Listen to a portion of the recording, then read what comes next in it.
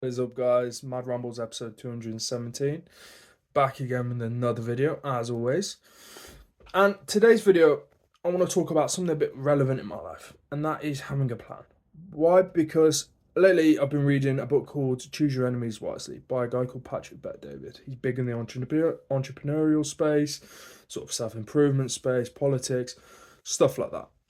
And one thing he talks about in his book, Choose Your Enemies Wisely, which I very much recommend if you haven't read it, is combining logic with emotion, which for me is something I hadn't done.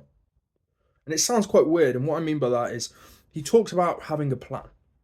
I've talked about before you having your macro plan, your medium plan, and your micro plan. Maybe you outline what you want to do for this year, maybe what you want to outline to do for this month, and then so on and so forth. And it's important to do that because it allows you to understand what your next step is. And it stops you from procrastinating and making excuses, number one. But it also gives you direction because often we sort of meander and wander. That's the benefits of having a plan.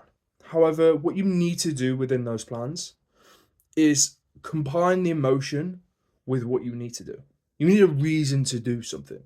Not just say, okay, well, this month, say for instance, you're writing a book. You want to write a book this year.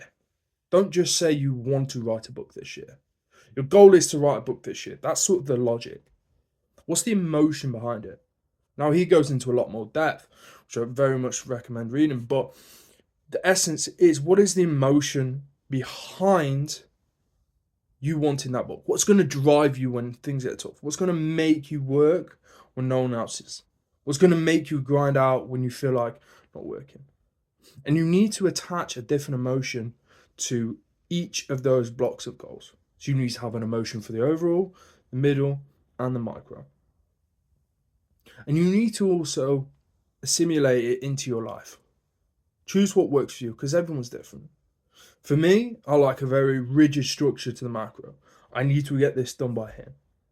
By this point in time, this needs to be done. But when I do it, that can sort of change. I see a lot of people write lists and they're like, okay, well, today at 9:30, I need to get up and work for 2 hours. I don't enjoy that. I enjoy it, for instance, I'm going to work on this for 2 hours today. When I do it, it's up to me. And that gives me fluidity. That allows me to stay consistent. That allows me to hit the macro. So have a goal, have a plan, combine what works for you, which what works for everyone. I've been Keelan, been a good call. Peace.